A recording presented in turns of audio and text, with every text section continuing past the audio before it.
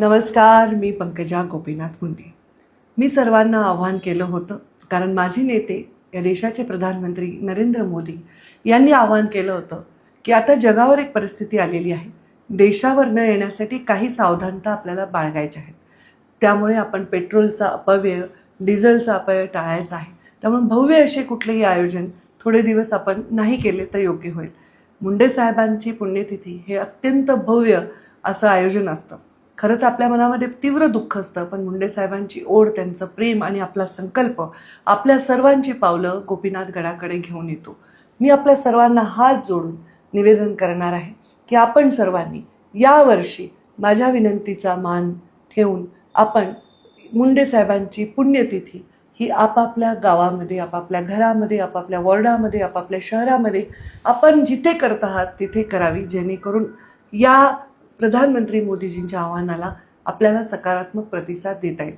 खरं तर एका बांधवाने मला हे सुचवलं आणि मला ते खूप आवडलं की प्रत्येकाने कुठलीही व्हेकल न घेता, कुठलंही वाहन न घेता बैलगाडीत यावं. खरं सांगायचं तर इतकं ऊन आहे, प्राण्यांची पण आबाळ करायची आणि काहीतरी शो करायचा हे मला अजिबात करायची इच्छा नाही. त्यामुळे ही जी सूचना आहे तिचा सन्मान मी ठेवते.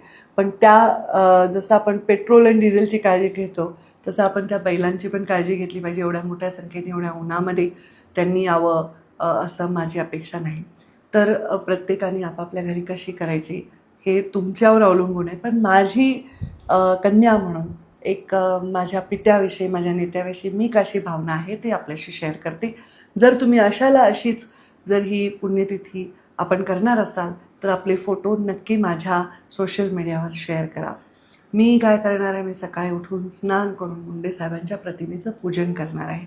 मुंडे साहेबांना आवडत्या त्या सगळ्या वस्तू, ज्या त्यांना आंबे आवडायचे, पुरणपोळी आवडायची, त्यांना मसाला वड्या आवडायच्या, जे काही त्यांना आवडायचं ते सगळं मी मुंडे साहेबांच्या समाधीवर घेऊन त्यांना ते अर्पण करणार आहे.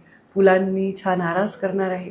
तुम्ही घरामध्ये फोटोला फुलं वाहू शकता, दिवा लावणार आहे आणि मनोभावे प्रार्थना करणार आहे की त्यांनी जीवनामध्ये जो संकल्प केला तो प्रत्येक संकल्प त्यांच्या पश्चात देखील आपण सर्वांनी पुढे न्यावा ही त्यांना प्रार्थना करणार आहे. आणि मुंडे साहेबांना शोभेल असं काम, तसं तर मी नेहमीच करते, पण एक काम त्या दिवशी संकल्प म्हणून मी घेणार आहे. त्यांना आवडणारी अशी एक गोष्ट मी त्या दिवशी सुरू करणार आहे आणि त्यांना अजिबात नाही आवडत अशी गोष्ट बंद करणार आहे. तसं त्यांना अजिबात नाही आवडत अशी कुठलीही गोष्ट मी करतच नाही, पण एक तो संकल्प यावर्षी मी करणार आहे. मग त्या दिवशी मी 3 जूनला अशी कुठली गोष्ट करणार आहे जी मुंडे साहेबांना आवडणारी आहे. मुंडे साहेबांच्या व्यक्तिमत्वातून ती गोष्ट बाजूलाच करता येणार नाही. मुंडे साहेबांना अत्यंत प्रिय आहे, ते तुम्ही पाहालच. धन्यवाद.